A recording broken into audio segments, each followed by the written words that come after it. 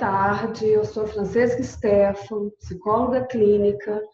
A aula hoje é a primeira aula do curso de Infidelidade e Terapia de Casal, Recursos para Intervenção. Agora nós estamos começando o nosso curso. Sejam bem-vindos. Então, vou falar para vocês hoje na aula 1, né? E semana que vem aula 2 e 3, sobre o tema, né, do curso, que é Infidelidade e Terapia de Casal, Recursos para Intervenção, né? Quem acompanhou a live durante a semana passada, a gente tentou introduzir um pouco essa temática, né? É uma temática que ela gera muito interesse, né, por parte, né, dos psicólogos, né, dos profissionais, mas também do público em geral, né?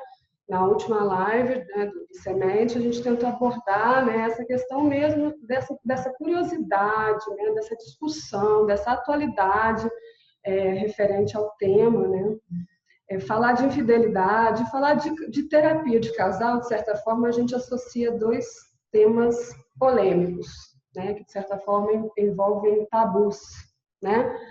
Eu vou falar um pouco mais para frente, mas já de antemão eu adianto que a infidelidade tem todo um caráter, né, social, né, cultural envolvido, inclusive no próprio termo, né, infidelidade, ou traição, ou casos extraconjugais, né, o termo casos extraconjugais talvez seja aquele que mais se adeque, né, à questão, né, que não faz um juízo de valor, né, mas o fato, né, independente do nome, o tema é sempre polêmico, né?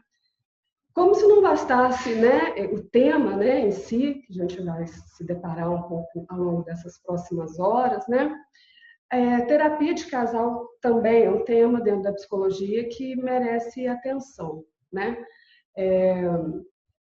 Os livros mesmo já indicam que tem uma pesquisa de consumidores norte-americanos que já indica a terapia de casal como aquela que menos agrada, né, aos consumidores, de uma forma geral, de terapia. Não temos nenhuma pesquisa desse nível no Brasil, né? A área, tanto de família quanto de casal, ela passou aqui no Brasil muito tempo com pouco interesse, né, em termos de pesquisa e desenvolvimento. Mas, recentemente, a gente vê, né, um ressurgimento do interesse pelo estudo, pelas pesquisas, por desenvolver um arcabouço teórico, técnico mais específico para a nossa realidade, né? Mas, enfim, a ideia de montar esse curso por si só ousada, né? Associar terapia de família e infidelidade. A gente tem poucos cursos nessa área, mas a ideia é a gente discutir perspectivas e trago os meus estudos, né? Minha preocupação teórica e técnica, mas eu trago muito também minha experiência, né? E aí conto com a experiência de vocês também para a gente ir junto tecendo esse conhecimento, tá? Então, assim, o que a gente de antemão pode adiantar é que o tema envolve muito sofrimento, né? A descoberta da infidelidade, né?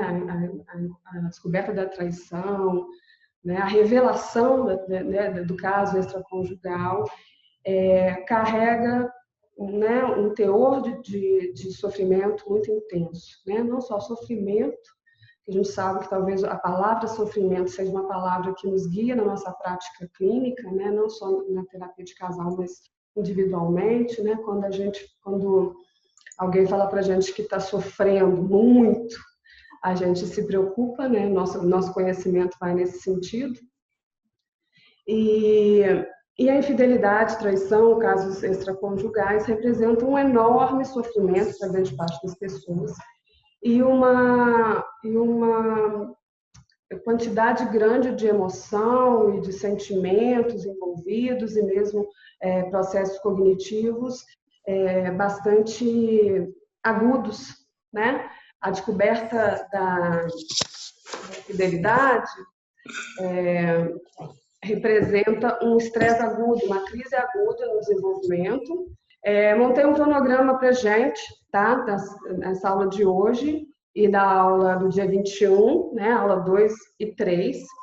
A ideia hoje é a gente discutir um pouco do que é a conjugalidade, né, para a gente poder falar de terapia de casal e de infidelidade especificamente. A gente precisa entender por que as pessoas insistem em se unir, em estar juntos, né? Falar isso de uma forma introdutória, né? A gente tem, só para explicar a conjugalidade já valeria um outro curso, tá? Vamos ver, quem sabe a gente até desenvolve mais para frente para explicar os motivos da conjugalidade. Tem algumas pesquisas aqui no Brasil que já falam de uma justificativa, um interesse, uma justificativa social um pouco mais voltada para o público brasileiro, né? Porque a gente tem a influência principalmente de uma escola forte norte-americana, né, que explica um pouco os motivos da conjugalidade, as fases do casal, né, e aqui a gente tem tido esse cuidado aí, então tentar entender um pouco as características do casal brasileiro, né. Passada essa parte introdutória, onde a gente fala da conjugalidade, vou falar um pouco da introdução à terapia de casal, tá? Para a gente poder entender algumas características importantes. Nessa introdução à terapia de casal, eu trago influências da própria TCC, né, que acaba sendo o meu carro-chefe, mas a abordagem sistêmica vai estar me dando um suporte, me dando um contexto de análise. Eu trago um pouquinho disso, tá? Da abordagem sistêmica e também da teoria da comunicação humana, para a gente poder entender um pouco essa comunicação do casal. E para hoje, no final da aula, a gente introduzir um pouco o que é a infidelidade, né? Como é que isso é visto no contexto das relações humanas e também das relações profissionais, né? Nós, enquanto psicólogos, né? Na aula do dia 2, a gente vai, na aula a segunda aula, né? A segunda e terceira aula são mais práticas, né? A ideia é que o curso seja prático, a gente possa trocar ideias, tá? E é assim que a gente se organizou para oferecer esse curso para vocês, tá? Então, a aula 2, a aula 3, ela vai ser mais prática mesmo, eu trazendo para vocês a forma como eu atendo, como eu organizo meus atendimentos, tá? Então, já introduzo a aula 2 na semana que vem, falando sobre o trabalho do psicoterapeuta, né? Todo mundo fica muito ansioso, querendo saber o que a gente faz, como que a gente dá conta de atender, né? De organizar mesmo o atendimento para conter esse sofrimento, no caso da infidelidade, agudo, que trazem os casais, né? O sofrimento que traz os casais à clínica, né? Então, o que a gente faz? O trabalho do psicoterapeuta, tá? Na segunda aula também vou falar de recursos de avaliação. As primeiras sessões eu utilizo, apesar da avaliação ela estar presente ao longo de todo o processo, né? A gente avalia, reavalia, reorganiza, né? O processo é assim mesmo. E também falando de avaliação, a gente fala de intervenção também, porque muitas vezes é um processo concomitante, às vezes a gente organiza por etapas, a avaliação depois de uma intervenção propriamente dita. Na terceira aula, a gente vai falar especificamente da intervenção em crise, tá? A gente considera a traição, né? Ela gera uma crise aguda, né? De sofrimento, de comunicação violenta, né? Desorganizada, altera padrões de comunicação, padrões de funcionamento, faz com que sejam ativados, né? Aspectos de violência mesmo verbal e não verbal. Então, a gente considera o atendimento a casais, né, que descobriram né, os casos extraconjugais como uma forma de intervenção em crise, tá? E falando de uma perspectiva que a gente tem visto muito atualmente, finalizando a terceira aula e o nosso curso, falando um pouco do transtorno de estresse pós-traumático, tá? Muitas pesquisas mais recentes estão associando, né? Descoberta da traição, dos casos extraconjugais, essa descoberta gera uma intensidade tão grande de emoção, de pensamentos, né? Mesmo de comportamentos, que se associa a essa intensidade da descoberta a transtorno de estresse pós-traumático, ou seja, Passado algum tempo, a revelação já aconteceu, o susto já aconteceu, né? A porrada já foi, né, recebida, mas a pessoa, às vezes, passado um mês, 6 meses, um ano, ainda quando a esposa pega o celular, fica, atrasa meia hora em casa para chegar em casa, há essa, esse reviver de alguns sintomas daquela, né, que representam, que repetem aquela situação vivida na descoberta, tá? Então a gente tem que associar isso um pouco, porque muitas das vezes nossa atuação, né, principalmente para quem atende em terapia individual, né, tem umas pessoas que estão aqui que não atendem ainda casais, mas como querem saber nessa perspectiva, né, o que podem fazer com aquele cônjuge, né, que está lá na clínica sofrendo muito.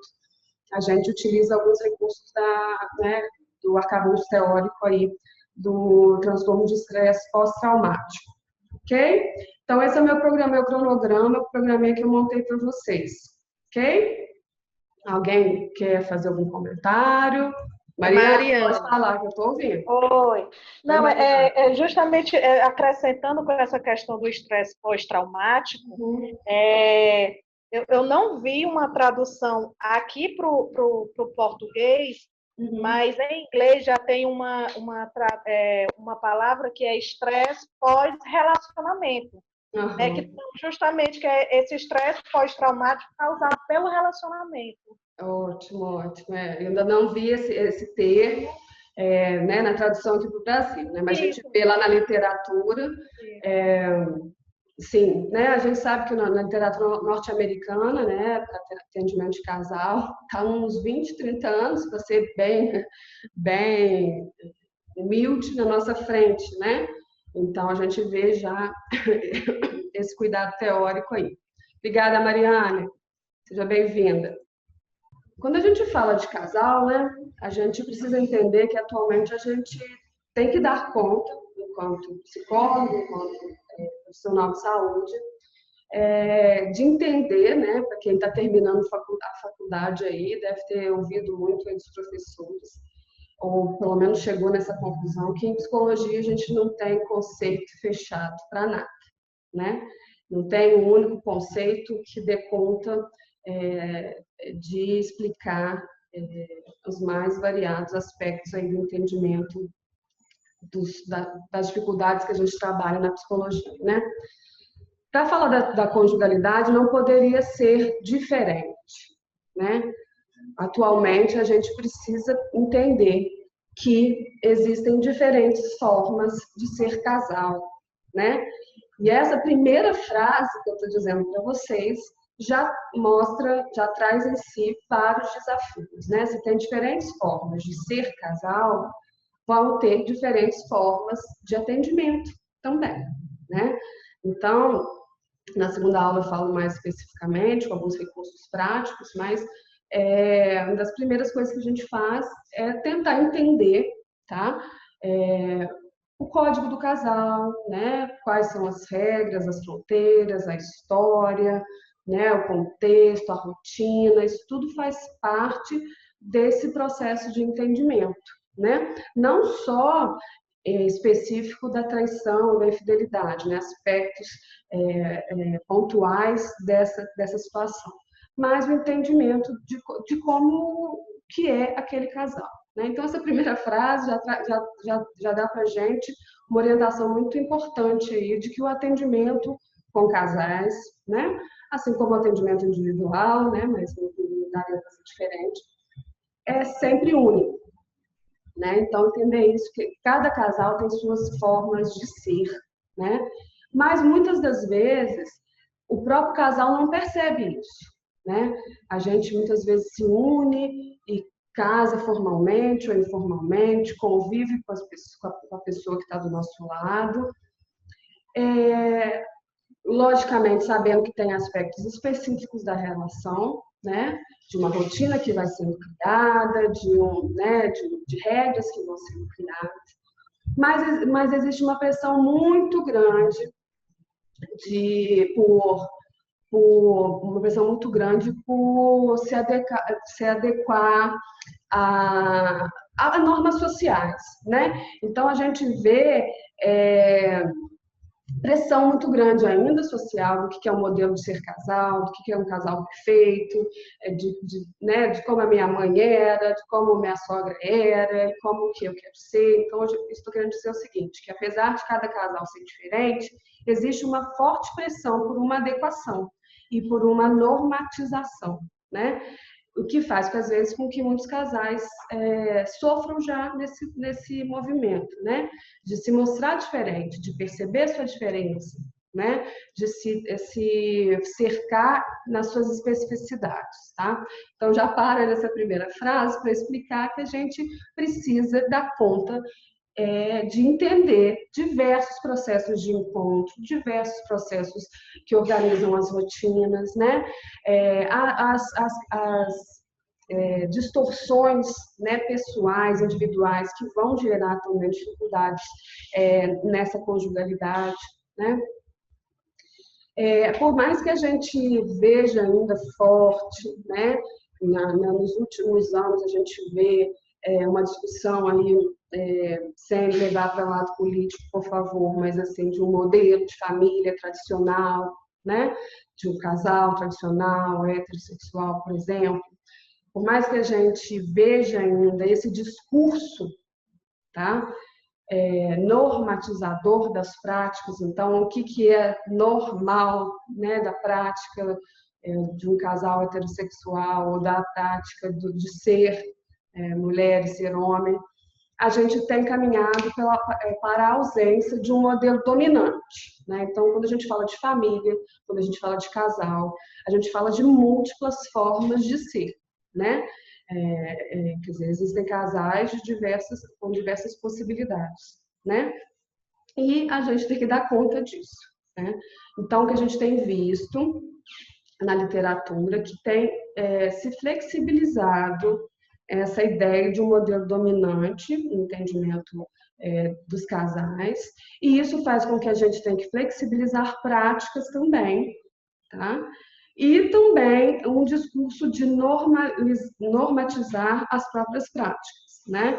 Então, a gente vê aí uma diferença, né? Não existe mais o que é esperado para o ser casal, né, a formação do casal. Logicamente, a gente não pode desconsiderar que a gente ainda tem influência muito forte do modelo de família tradicional, do modelo de casal heterossexual, né? Mas, né, eu vou falar um pouco mais para frente, eu falei para quem assistiu a nossa live aí, a gente vai falar, trabalhar com casal, trabalhar com família, é falar o tempo inteiro de paradoxo, né? Então, o que eu observo muito é que aquelas famílias que vêm no modelo mais tradicional, né, tanto família quanto casal, são as mais difíceis de mudar, né? Justamente porque vem dessa percepção aí de papéis rígidos, né? No entendimento aí dessa parceria associado a papéis rígidos, né?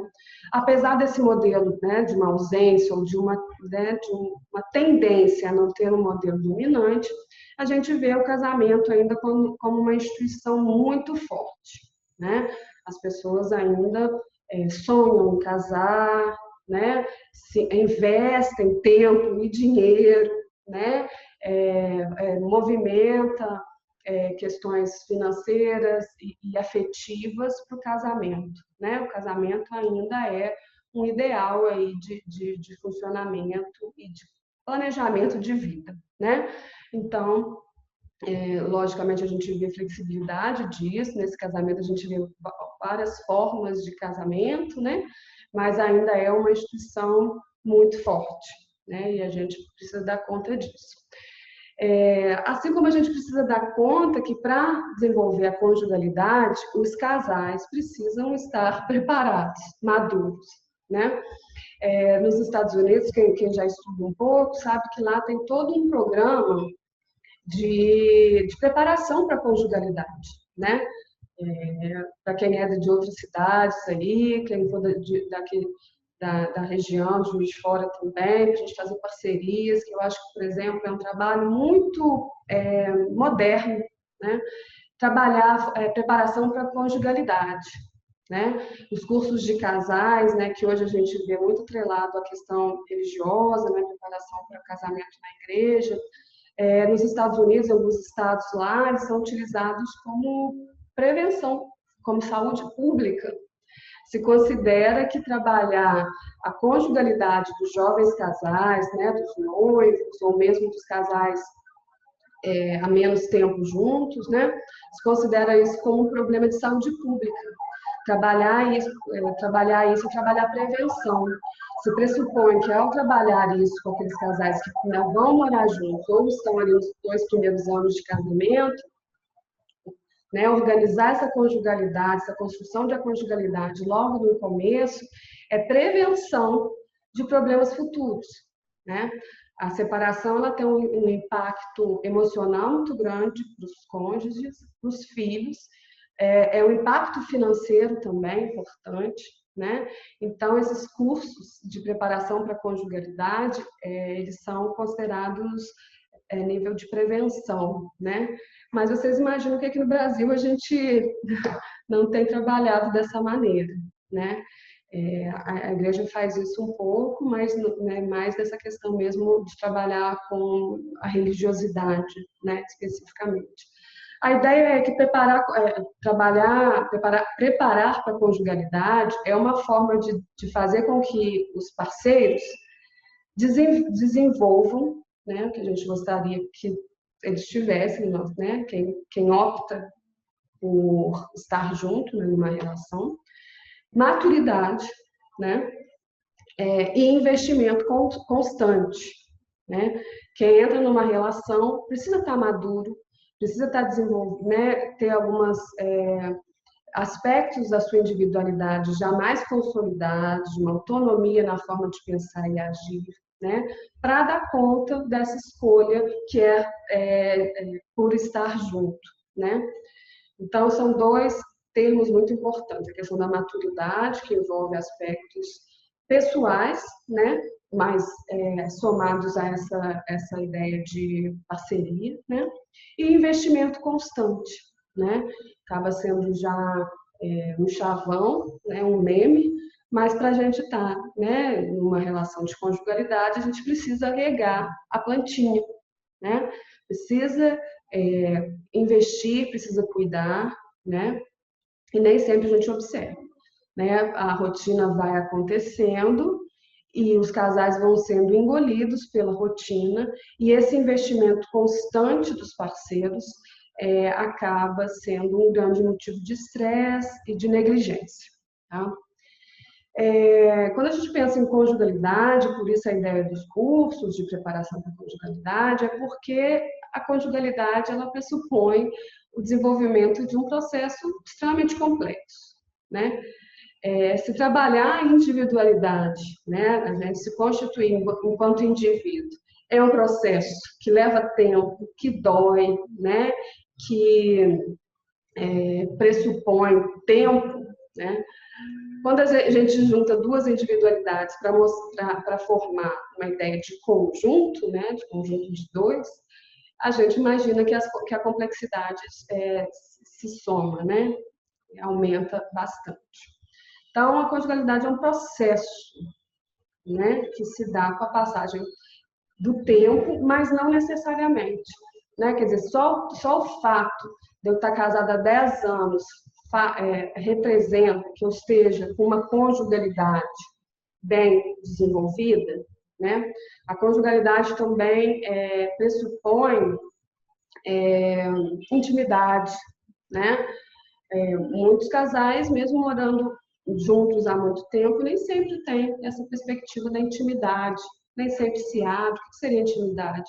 Uma possibilidade de compartilhar ideias, né? Segredos, intimidade, né? Aspectos íntimos, né?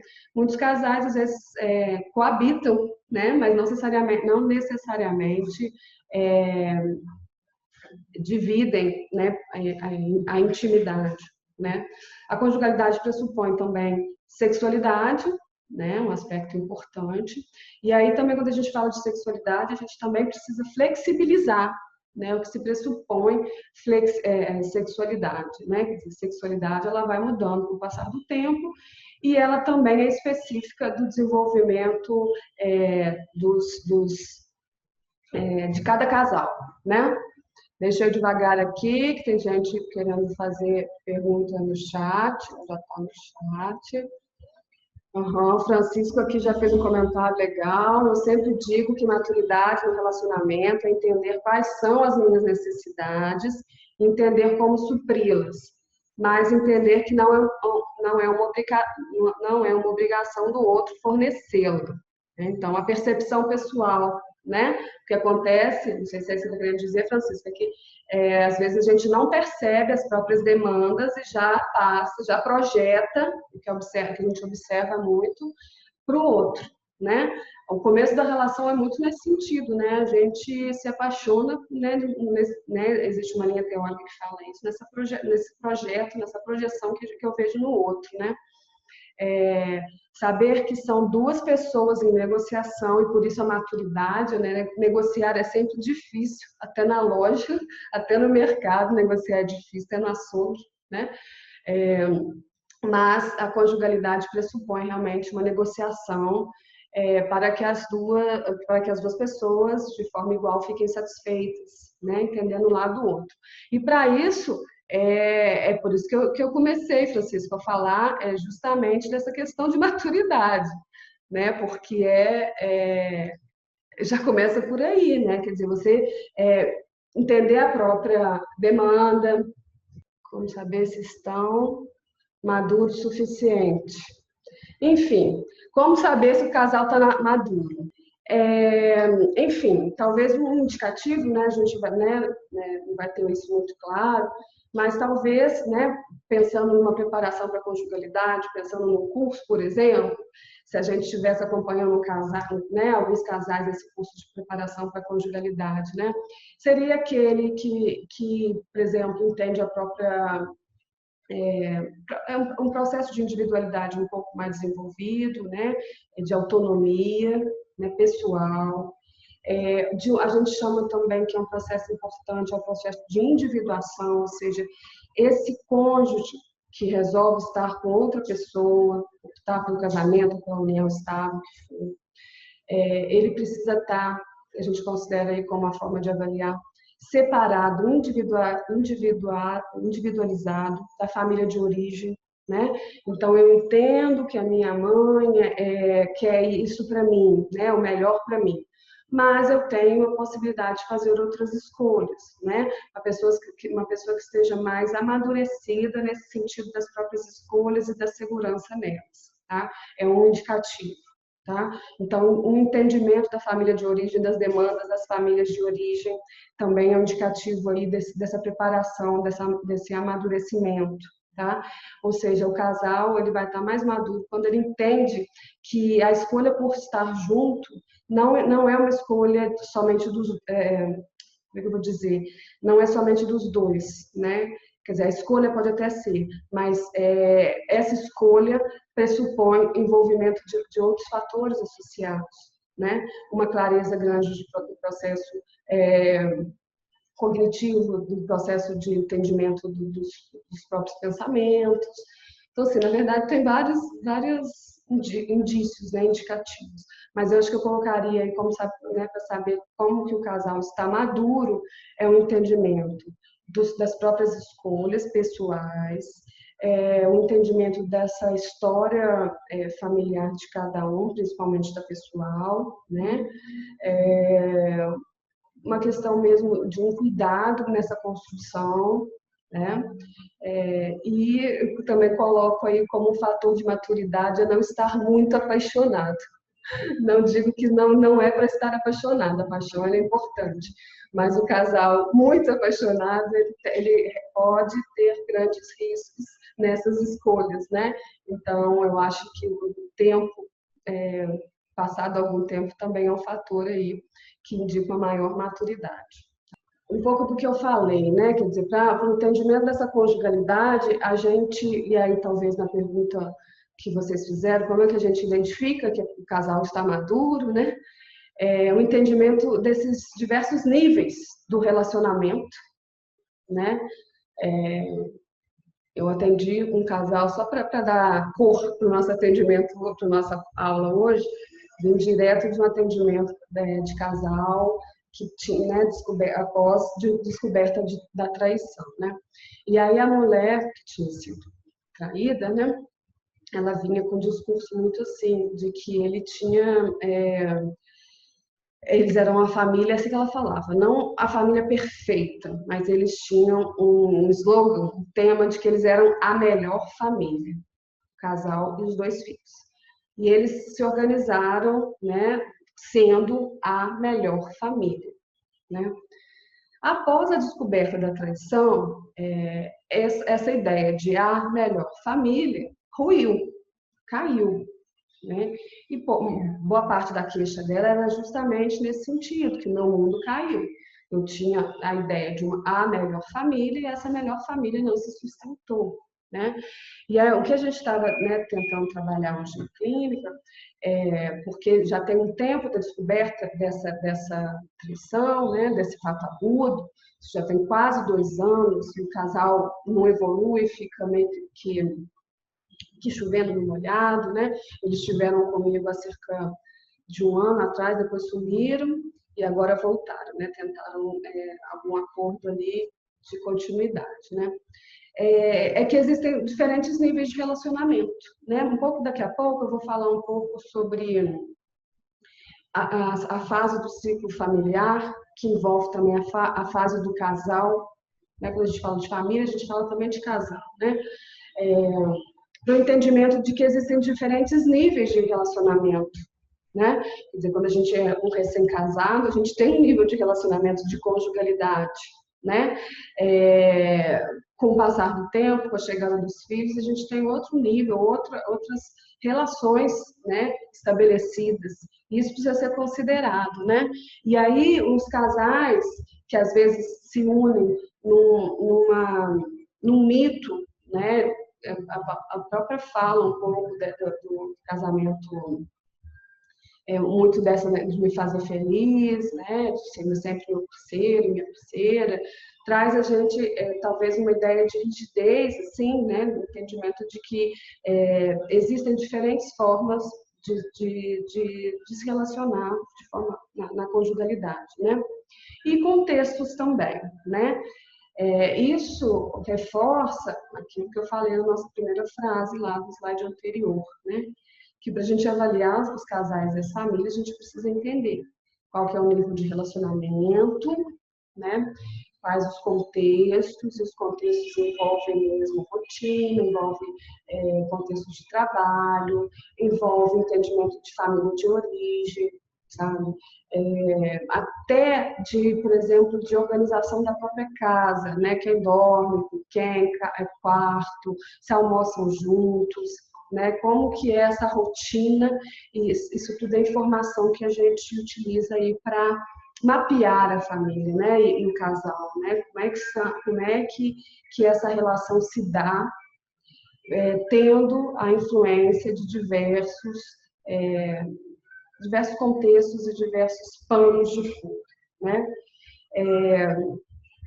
A gente, mais uma vez, eu falo a questão do paradoxo, né? A gente precisa entender que cada casal vai ter seu próprio código, vai ter sua própria forma de trabalho, de se relacionar, mas existe um modelo psicossocial que é muito forte, né? A gente tem um modelo, né, de casal, de família, um pouco discutido pelas novelas, né, pela religião, né, pela nossa família de origem, né? Então, entender que, na verdade, a construção dessa conjugalidade pressupõe múltiplas variáveis, né, que se relacionam, né? Então, o que eu estava querendo dizer, a escolha por estar junto, não, ela pode até envolver 2 pessoas, né, especificamente, mas ela está relacionada com uma teia, né, muito grande, uma rede muito grande, que envolve amigos, que envolve família, que envolve né, escolhas profissionais, situações laborais, enfim. existe né, um aspecto grande aí associado com a nossa relação afetiva, né? E, no caso aqui que está escrito no slide, se estável, colocando como estável, né? A gente tem que colocar essa estabilidade muito entre aspas, né? Porque o entendimento aí, quem conhece um pouco da perspectiva sistêmica, pessoal do Sul, né? Eu vi que Francisco é do Sul, né, Francisco? Tem muito isso, a perspectiva sistêmica do entendimento das relações. A gente não pressupõe uma estabilidade para as relações, né? E eu acho que essa herança da sistêmica, né? Minha primeira formação foi terapia familiar sistêmica e de casal. Ela dá uma liberdade para a gente muito grande, porque a gente já começa a ver que a estabilidade não existe, né? A gente está sempre em movimento, né? A família e o casal têm tem duas forças que os organizam, né? Que é uma tendência por manter-se estável, né? Pela estabilidade, né? Mas uma tendência muito grande pela mudança, né? O tempo faz a mudança, né? A própria relação com o tempo muda, né? As variáveis que vêm do ambiente propiciam a mudança, né? Então a gente vive um paradoxo o tempo inteiro de querer estar igual, né? Estável, mas ao mesmo tempo mudar, né? E a relação voltando para a questão da tradição da infidelidade é muito isso, né? Muitas das vezes a infidelidade surge nesse contexto, né? De que, né, tá tudo bem aqui, ou parece que está bem, mas eu quero de lá, né? Eu quero o que eu não tenho, né? Então, essa noção de paradoxo, né? Aqui, de certa forma, está confortável, foi uma construção, mas, né, eu quero olhar para o que é diferente, né? Então, o entendimento que a gente sofre influência na construção dessa conjugalidade e que essas influências vão determinar a maior ou menor estabilidade da relação. Ok? Tudo certo até agora? Todo mundo indo? Pressupor conjugalidade, né? Como eu disse, é um processo, né? E um processo de construção. Então, já de antemão, assim, discutindo um pouco aspectos técnicos, né? É muito comum, né? Principalmente nesses casos de dor, de sofrimento agudo, intenso, os casais chegarem para a gente, quem já atende aí vai saber disso, com uma ansiedade muito grande de resolver o problema logo, né? Um pouco do que, de certa forma, a gente enfrenta na terapia individual, né? Já quer receita de bolo, né? Já quer que a gente dê solução, né? Só que é importante o entendimento, né, de que né, o casal é fruto de um processo de construção, né, o entendimento dessa construção também vai se dar de uma forma como processo, né? Então, a nossa prática também de investigação, ela se baseia em processo, né? Dos principais aspectos que a gente precisa entender, e as primeiras sessões, nas aulas 2 e 3, eu vou falar mais especificamente disso, mas as primeiras sessões no sentido aqui, ó, desse primeiro tópico desse slide, entender o processo de construção da realidade daquele casal, né? No caso, a gente entendendo enquanto técnico, né, enquanto terceiro aí da relação, né? Terceiro aceito nessa relação. Mas o próprio casal, por isso que a gente circula, a gente passa a fazer parte da relação, né? Porque esse processo de construção do que a gente entende pela conjugalidade faz com que o casal também se perceba no entendimento desse histórico pessoal, né? Voltando à questão da preparação da conjugalidade, lá os cursos de noivo, seria mais ou menos nesse sentido, né? Como que os noivos podem ser preparados, eles podem passar por um processo de aprendizagem pessoal, de características pessoais, do que é meu, do que, né, eu trago da minha família, e como nós dois vamos construir uma realidade nossa, né? que eu trago, o que cada um leva de bagagem para construir essa realidade comum, né? E como que essa construção vai sendo feita a todo momento, né? Então, é importante que a gente faça esse percurso com eles, tá? Esse percurso ele tem dupla função. Ele traz uma clareza para nós, né, no entendimento, na avaliação dessas dificuldades, mas reverbera, né, é espelho para o próprio casal se entender nesse processo, tá? O fato é que nessa união, nesse processo de conjugalidade, cada parceiro, né, precisa reconstruir, a partir do momento que eu quero construir uma realidade a dois, né, de uma conjugalidade, eu reconstruo, eu tenho a possibilidade, mesmo que muitas vezes a gente negue isso, de construir ou de reexperienciar a realidade individual, né? Eu vou falar um pouco mais para frente de estatísticas. Existe um número grande de divórcios nos 2 primeiros anos, né? Se a gente talvez seja um dos principais, umas estatísticas maiores de evasão do relacionamento seria nos 2 primeiros anos, porque é justamente aí essa reconstrução da realidade individual, essa possibilidade que se abre, mas que nem sempre as pessoas estão abertas a ela, né? Não percebem que, na verdade, para eu construir uma realidade com uma outra pessoa, eu preciso me destituir um pouco, né? Ou abrir mão de certas coisas, né? Então, essa rotina dos 2 primeiros anos, ela é considerada estressante.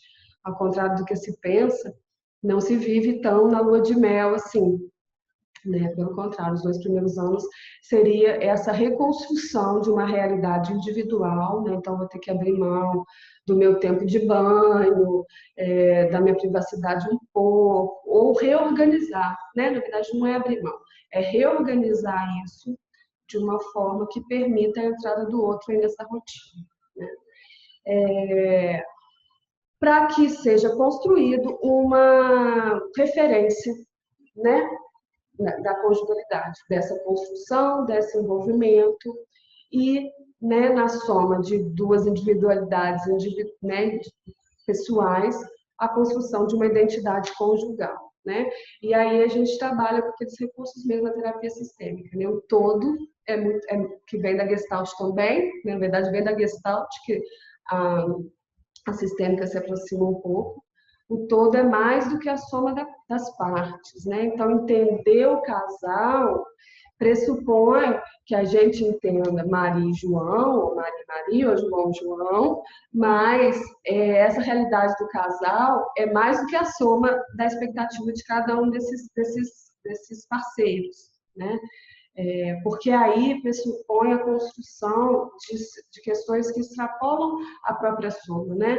Para além da perspectiva aí de cada um, a gente tem, a partir da criação desse novo subsistema, novas regras, novas fronteiras, novas rotinas, né? Novas relações, né? Que fazem com que o todo seja mais do que a soma das partes. Tá? Eu vou explicando isso um pouco mais para frente para a gente poder ter esses recursos de avaliação, tá?